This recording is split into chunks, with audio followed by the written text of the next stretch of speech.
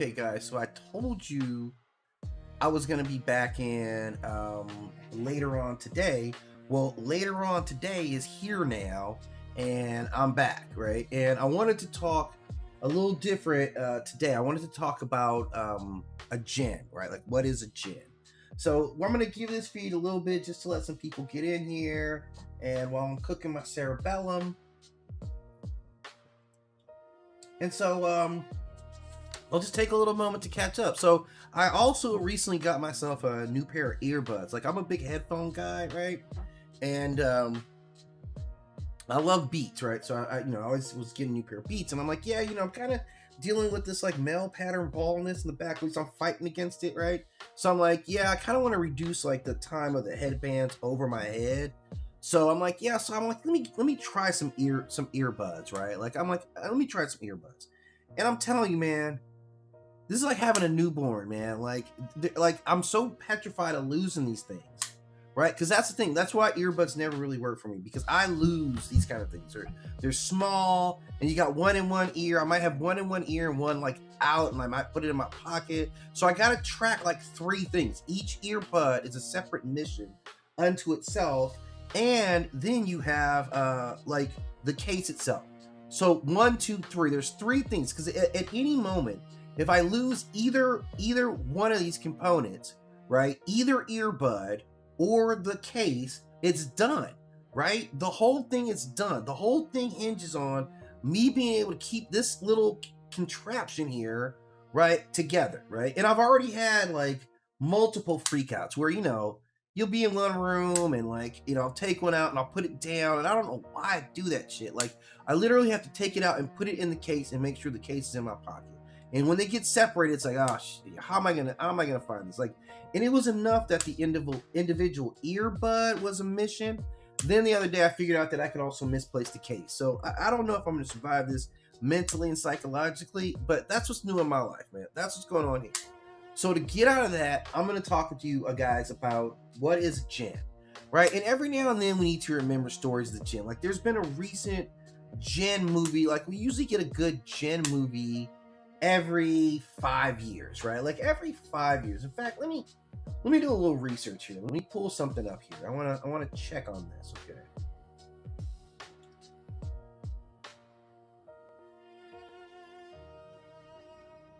Give me a list of movies about jinns over the last 10 years. I want to see how many movies about jinn existed. And I bet there's a lot, man. If we start adding cartoons and stuff like that in there, jinns are one of those kind of low-key, we don't ever realize that we're always telling this myth story, but we're always telling this myth story. And this is an old myth. This is among the oldest myths, I think, that's still actively engaged, right? Like, there's some myths, there's more mythology out there that we don't talk about, right, than stuff that we do talk about. Like, when you really think about it, right? Like, there's a lot of mythologies that have died. Like, since the last 10 years, Under the Shadow. So this is in Iran, okay? This is the movies, okay? Under the Shadow, in Iran, the United Kingdom, Munafik, which comes out of Malaysia. Man, let me bring this up here so I can read this proper to you guys, right? Okay, so there's Munafik, which is in Malaysia, right? Then there's another Sisin 3 out of Turkey, Magi in Turkey, also in the United States. Another Morocco, France, Perry, which came out of India, Jinn in the United States, Candisha, which is 2020, is in France, Teenager Summoning, Aisha Candisha, the legendary Moroccan female spirit who targets men. She occupies the territory between jinn, avenging spirit, and folklore demon. Man, that sounds powerful as fuck, right? Then there's The Conjuring, the Genie, which released in the UK in 2020, right? So let me kind of give a little, let me go better onto the film. I got a little time there, right? So, okay, the strongest jinn-centered movies. I went 10 years back, right? So, Under the Shadow, which is 2016, Iran, during the Iran-Iraq War, a mother and her daughter are haunted inside the Tehran apartment by what may be a malevolent jinn. It's excellent psychological and political horror. Okay, Munafik, which is 2016, comes out in Malaysia, and this is a Muslim leader experiencing a crisis of faith, confronts possession, black magic, and a dangerous supernatural entity. The jinn tradition is filtered through Islamic exorcism horror. Jeez, man, that's packing it full of stuff right there, right? There's another one, Sikin in Turkey, where this is a franchise that's built around black magic, curses, possessions, and malevolent jinn. This released Magi in Turkey 2016. An American journalist investigates her sister's mysterious pregnancy and becomes entangled with an ancient supernatural force and jinn mythology. Wow. Akora, I'm not sure. Morocco, France.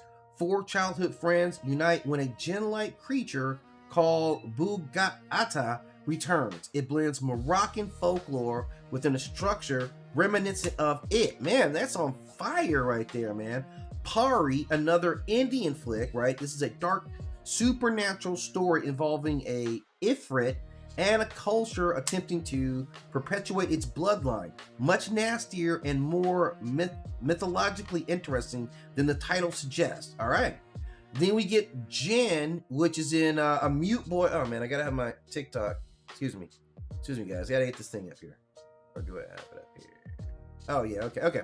So then you got Jinn. That's 2021, and this is an American flick here, right? So we're clearly getting our run in on Jinn, right? Yep. A Jinn is a human that knows.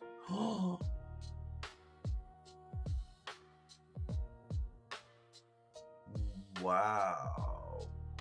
This person is scaring me now. A Jinn is a human that knows the spiritual realm. That definitely changes the tenor of the entire conversation, because when looked at through that lens, man, that's a tough one to deny, because jinns are all about knowledge. Like, that's like when you, Jesus. Okay, so I'm willing to accept this. I'm absolutely willing to accept everything that you just said, right? I'm absolutely willing to accept everything you said. You're absolutely right. If I look at the power sets, if I look at what they actually can do, they're warping reality. They're 100% reality warpers at like the highest level. Like when we talk, like people be taking jinn stories very lightly, but you're right.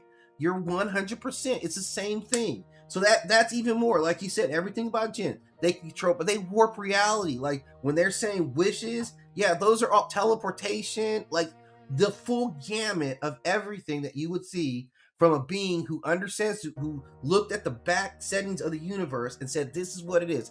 That's the jinn. You're 100% correct. Thank you for adding that. If I gave out prizes, man, you be getting a plus star right now. That's 100% it. That's the story of jinn. And we keep telling the story. But okay, so the interesting part is that, yeah, we keep telling the story. We're telling the story over and over again in various forms. And we always be lying about who the jinn are, right? Crossroad demons.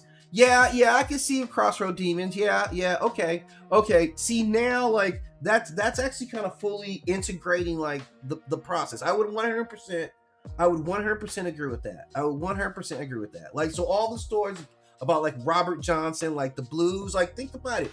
In the South, which I'm in the South right now, right? And I'll tell you, it's a very spiritual place, and there are all kinds of stories of the crossroads demons, right? You would meet them, and essentially they were granting you a wish. Essentially, they were making this reality happen. They were manifesting reality, and you were giving them something for it. So that's 100% right. Like that's actually the true dice there, right? So we make all these movies about the jinn. All right, let's go through. Okay, so in 2020, there's another French movie. I said Candisha, right? Then in 2010, in 2022.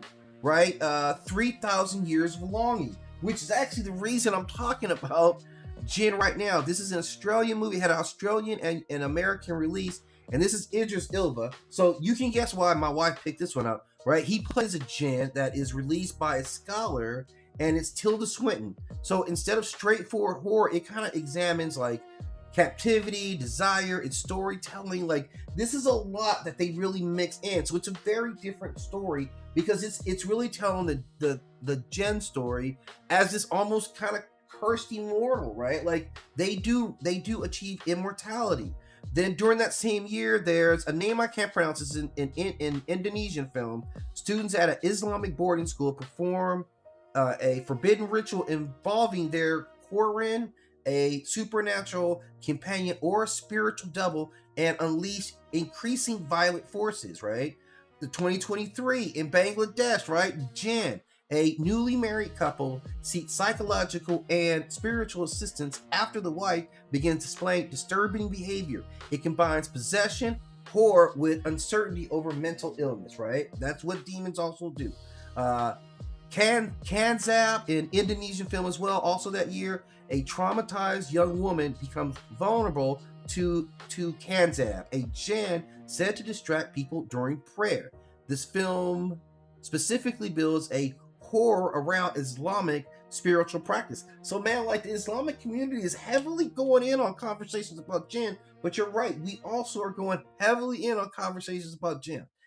And it fits the script. Like Jinn are the ones who know everything. They have all the information, right? Like that's it. So they could be a human. And then in another one in India, in Jinn chapter in 2024, this is India. Man struggled with schizophrenia when it confronts what appears to be a malevolent jinn threatening his wife. Like several modern jinn films, it deliberately blurs possession and mental illness, right? Which is what a lot of people would say, right?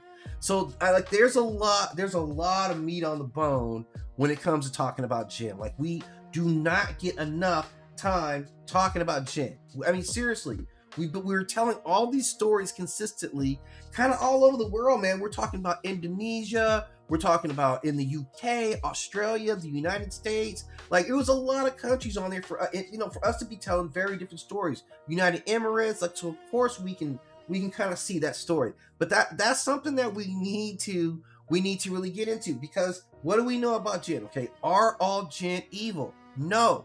Jinn are evil because, like you said, they're basically people who gained all this knowledge of how to manipulate like the fabric of creation, right? Like they know all the controls for everything. They can do everything, right? They including all these feats, like that they you make wishes and they make these things happen, or various levels of where they come from. Now per Islamic myth, like a lot of it's geared towards Islamic myth, because I would really have to assess it. Like if I'm looking at from an American mythology standpoint, then the movie Crossroads, like think about the movie Crossroads. Man, I don't want to be looking for it. Let me see if I can find this easily. I do. If it's easy, I can find it, man. Because this is actually good. I didn't even expect to go down this route, honestly. But all right, let me see. Can you find this one?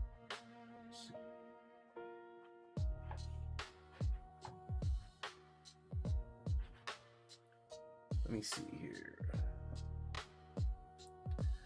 Find information on the movie Crossroads with Jamie Gertz and the Karate Kid. See, I wasn't even going to talk about this one because I wasn't thinking along those lines.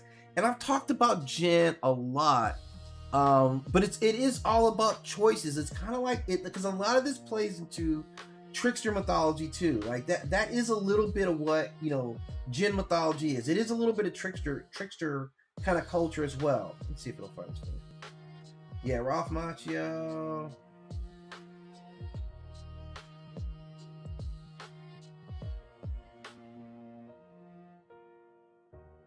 All right, let me see.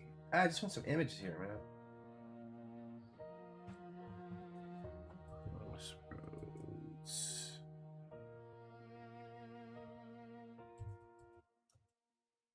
Was it 1986? Yeah, this is an old school flick, man. This is an old school flick, man. I gotta be really honest with you guys. Let me just pull up some images for this.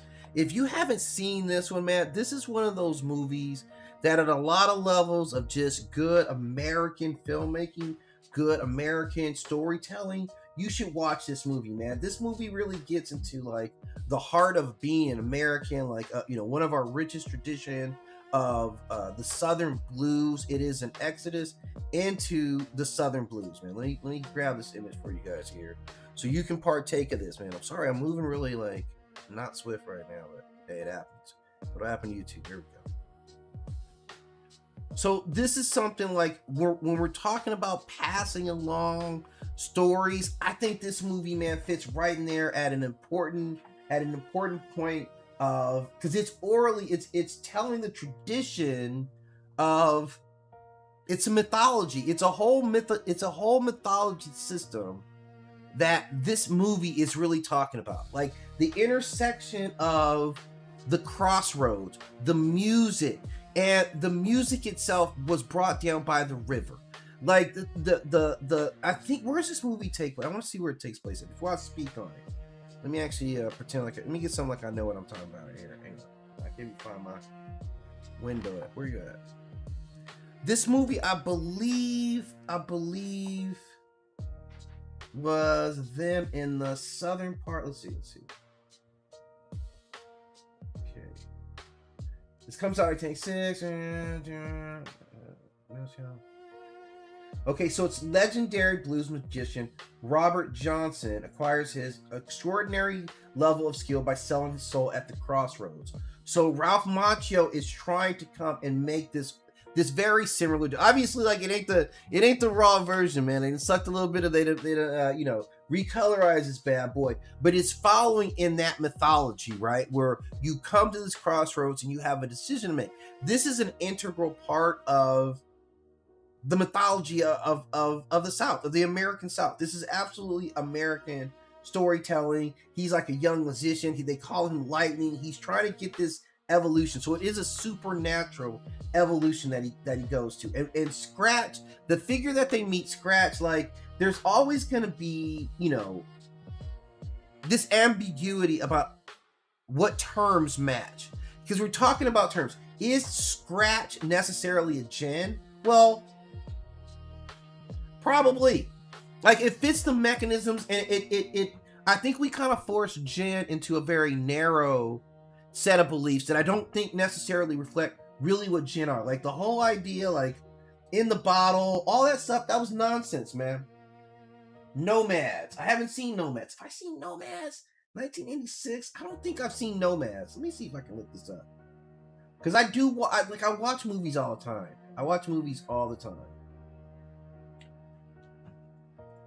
Let's see, Nomads. 1986. Let's see. Okay. Oh, yeah. Okay. Let's see.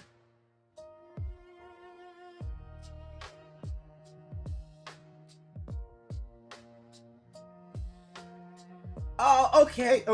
Is this the one you're talking about with Pierce Brosnan? Is it a Pierce Brosnan flick?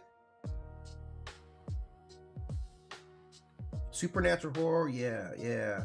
6, Pierce Brosnan. Supernatural horror, urban gothic, psychological mystery. Yes. Setting is Los Angeles.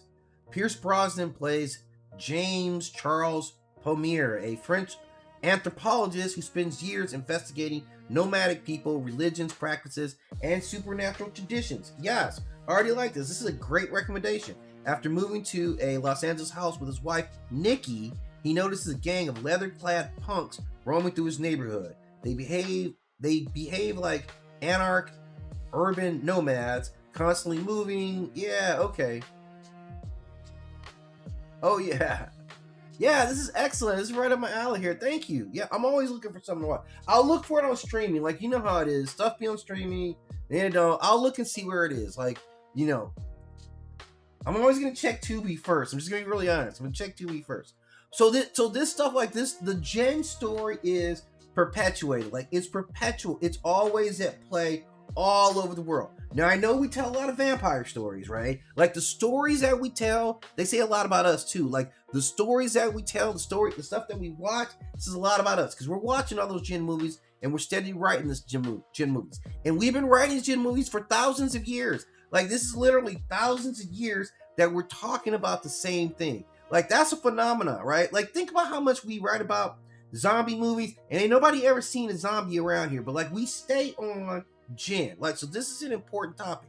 And like some of the stuff that we know, like the from the Arabic side, it talks about Jinn are in the deserts and wild places, but I think other like, okay, for the Southern American area, southern part of America, the liminal spaces are crossroads, so that makes a difference. The crossroads were liminal spaces. The rivers are liminal spaces, like because the blues is so connected to the river system, like the Mississippi and all that came out of that, like it cultivated that exchange of culture, so it's a heavy part of it. So this is also like liminal spaces. The area they're in is a sacred ground, like per this belief system, right? And I'm telling you, I've been out here, and I'm telling you, to me, there's something special about being in the South. Like, I absolutely love it. I'm a West Coast guy, and I still love LA. I still love the beach and all that, but like, it's something different about, I can understand why they see it as like this sacred place. So this is important, like where the Jinn would be, because per the Arabic culture, they say deserts, ruins, caves, graveyards, bathrooms, and unclean areas. Well, so that's kind of a tough word right there. Okay, does a Jinn grant you wishes?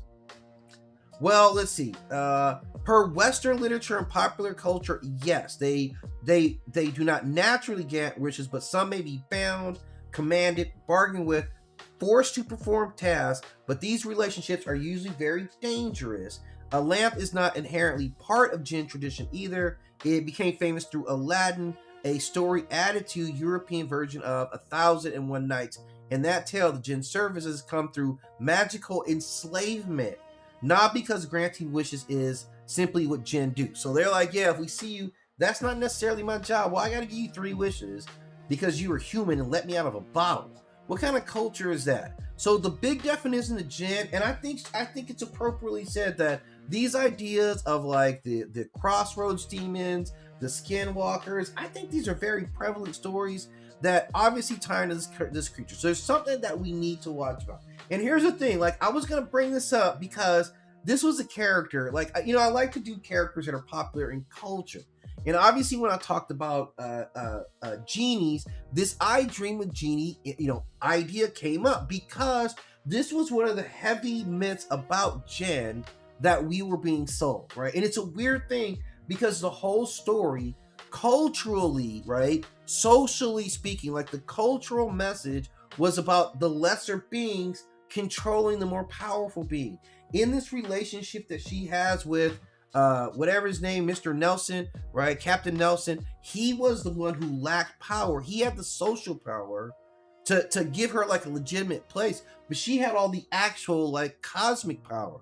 But she was the one who had submitted to him.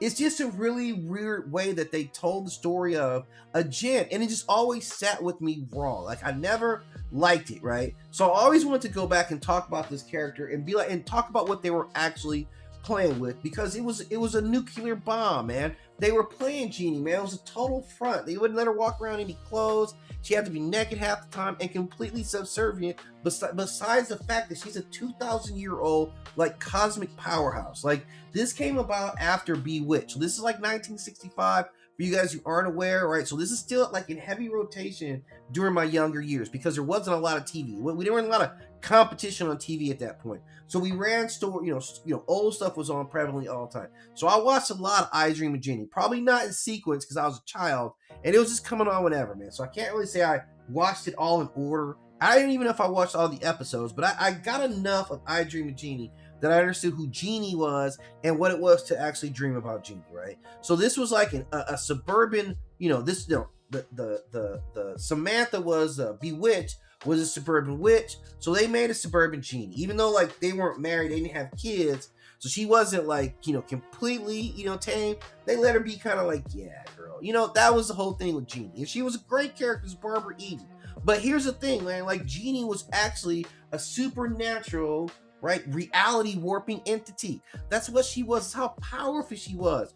Genie was roughly 2,000 years old, who originated in the ancient Middle East per her telling. She resided in a magical bottle, right? And she was an ancient Jinn. This is what she was. So this ancient creature kind of being imprisoned and at just like the fingertips and the constraint of this regular ass dude, like that's just counter to what the mythology is about what a real like a Jinn would do. So somehow I think she was bound into the bottle. I think he could make her go back in her bottle.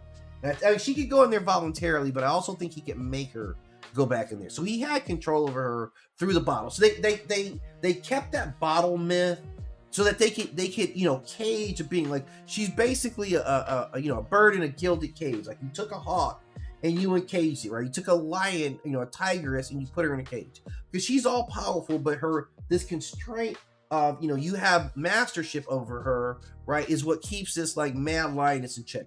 Because her power level, she's an omega level reality manipulator. She can do anything. Her abilities extend far beyond just granting wishes. She shows control over matter, space, and living organisms, as well as physical reality. She can manipulate reality, transmute matter, teleport. She has flight, invisibility. She can create objects. She can travel between dimensions. She can age manipulate. She can shapeshift. She can time manipulate. She can cast illusions. She can give mental influence, hypnosis, telekinesis, molecular reconstruction, instant repair, weather manipulation in limited settings, magical detection, long distance observance, and magical communication. Like that's full service, man. We see her. She's immortal. She's immune to human disease. She's a supernatural durability. She's resistant to conventional forms of injury. She has ancient magical knowledge. She's a wealth of absolute knowledge. She knows everything. Her bottle is an extra dimensional living space. This is a high level magical containment artifact. That's what she lives in there. It's a high class jail. She lives in a high class padded jail. This is a portable magical station, sanctuary. It's a magical prison. That's what she lives in. So her weakness, what keeps her control? It's the magical laws that govern the Jinn. How they fell for that trick, I don't know. But somehow in this telling of Jinn, they can be controlled by the same magic that they will. Doesn't make sense to me, but hey, it is what it is.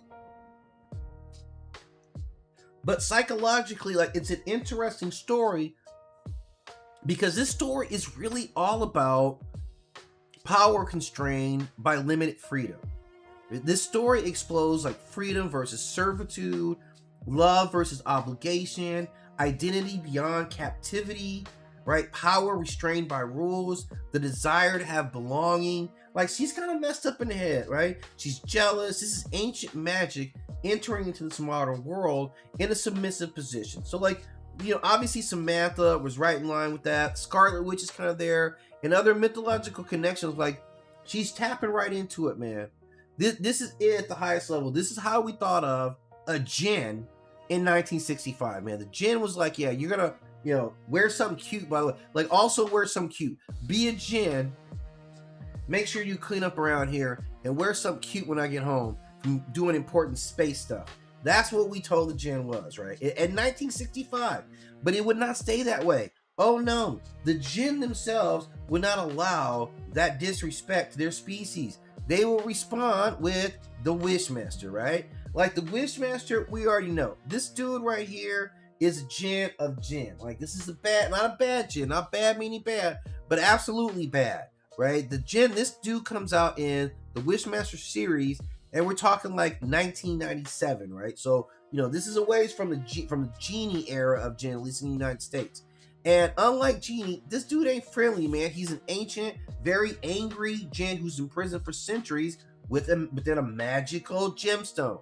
So his isn't a lush bottle, he's in a gemstone. And his goal is to manipulate humans into granting him freedom by exploding the literal wording of their own wishes. So if you wish for something, like it's gonna go bad for you by design. He's not trying to grant you what you want.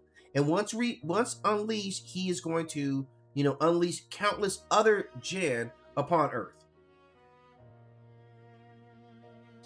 So he has an agenda, and it's not our agenda, right?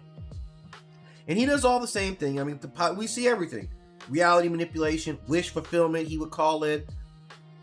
Reality distortion, instant death manipulation, soul harvesting, regeneration, teleportation, shape-shifting, fire manipulation, magical contracts, that was his big thing, dimensional imprisonment, cosmic awareness, supernatural strength, and superhuman durability. This is a cosmic level apocalypse event that you face every time you look around and call on the Wishmaster, man. Like when you find that gemstone, I know you're working security at the museum.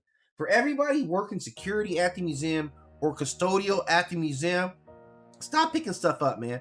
Leave that stuff on the desk, man, okay? Like, don't be, because y'all pick it up and you don't know what it is, and then you're like, oh, yeah, right? You grant some wishes, and now the whole world's jacked up, because that's what this Jinn is ultimately trying to do. Every wish has a price. Like, psychologically, he's like, yeah, I wish you would, too. When he sees you, and you're like, do I get 3 wishes? Or he says, wishes? He's like, I wish you would, too. He can't wait for you to make a wish, because that's all he wants to do, so he can jack you up, man. He hates you. Like he literally does. And he needs to kill you to take your soul energy. So he's got all this extra incentive to it. And we see he's as powerful as Genie, but not nearly as good looking and not nearly as kind and sensitive to our needs as humans, right? This guy doesn't give a damn about us, right? So that's his psychological profile. This is a danger of unchecked desire. That's what he is. He's the consequences of your greed. This is the literal cost of your careless words paid back to you in real time. This is temptation disguised as opportunity, right? On every single account of it. So that's what we get. And I think it's a great series. Like they're super low budget. They are super low budget, but I think they did a pretty good job. Even for kind of a low budget flick, man. I think they did a pretty good job for it. So I would check that out. It's got, it's got all the, if you're following the Arabic Jinn tradition, it fits right in, man. I think it's a good retelling. I think in the second one he goes to jail, but it has a lot of like quasi mythology in there. It is kind of gory, but it's kind of funny at the same time, like the stuff that he does. So yeah, I really enjoyed it, man. That was a severe good one. The other one that I talked about, man, was this one, 3,000 Years of Longing, about a Jinn, and this is this is created by the A.S. Bryant novella, The Jinn in the Nightingale's Eve. Comes out in 1994, was adopted into a film in 2022, adapted as a film. So this Jinn was created to reconnect with the wish-granting spirit of the myth origin. So rather than being comic relief or horror, he's presented as an immortal being, right, who is shaped by history, love, loss, and his captivity. So again, they talk about the captivity of the Jinn.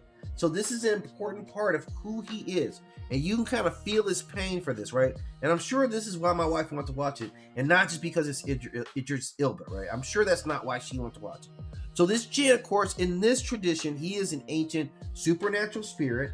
He is more than 3,000 years old. And again, his origins he cites as being the ancient Middle East. He is an immortal being. He is bound to an enchanted glass vessel for centuries. So the same thing, like the Wishmaster and Genie, they're always bound to some object, because that's how we control this powerful magic that otherwise, man, it would fuck us up, man. Like it wouldn't even be a joke.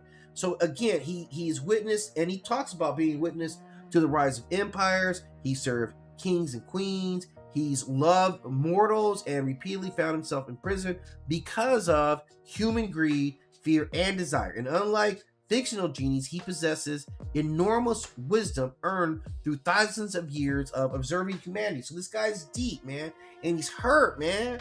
I got feelings over here, right? Like, because he's a human, he has human feelings. So, like, he does everything, like all the power set, like everything we would talk about with the other characters. He's got it all in spades, right? He shows it, levitation, all that stuff, all this knowledge, like, perfect memory. Like, he's just on. He's like a perfect being, like you would expect.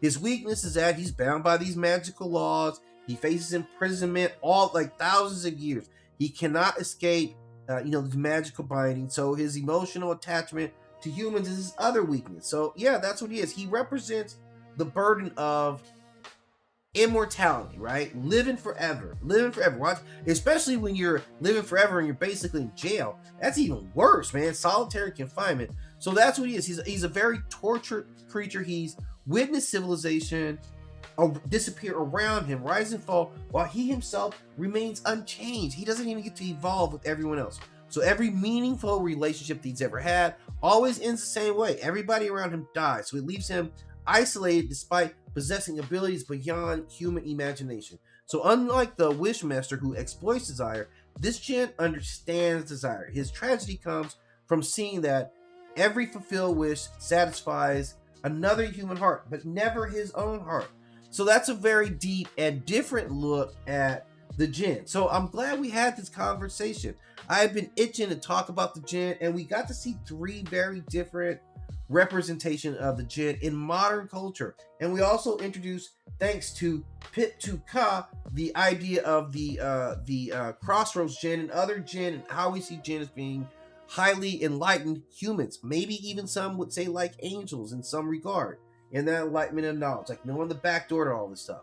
So that's my run for now. I just want to get in and holler at you guys real quick on jinn. I'm gonna go and do a little more prep stuff. I'm gonna be on early tomorrow, and